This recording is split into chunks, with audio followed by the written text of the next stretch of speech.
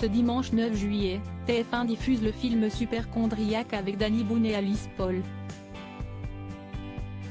Si la comédienne a été découverte du grand public grâce à ce film, elle a une autre activité bien loin du cinéma. Si les téléspectateurs du dimanche soir veulent se payer une bonne tranche de rire, ils peuvent toujours compter sur Danny Boone.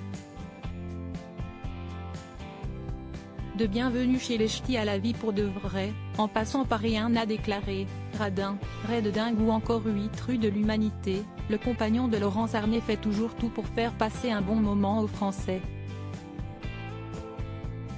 Autre film emblématique de son palmarès, Superchondriaque.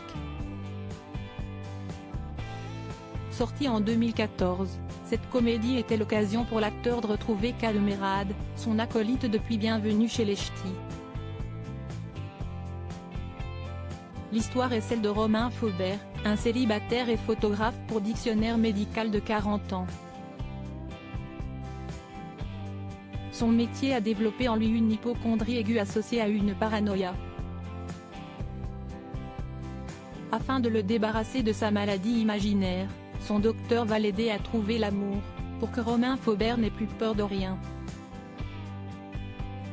Et c'est à Alice Paul que le rôle de l'heureuse élue a été confié. C'est d'ailleurs ce rôle qui a permis à la comédienne âgée de 40 ans de signer avec le succès. Elle a retrouvé Danny Boone en 2017 dans Ray de dingue. Alice Paul, de la comédie à l'écriture en 2016, Alice Paul a partagé l'affiche avec Jean Dujardin dans Un plus une de Claude Lelouch et a fait partie du jury du 33e Festival du film de Cabourg avec Sandrine Bonnaire en 2019.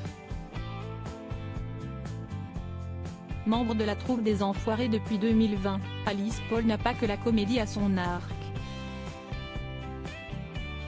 Le 11 mai 2023, elle a publié aux éditions Robert Laffont son tout premier roman, appelé Coup de pelle.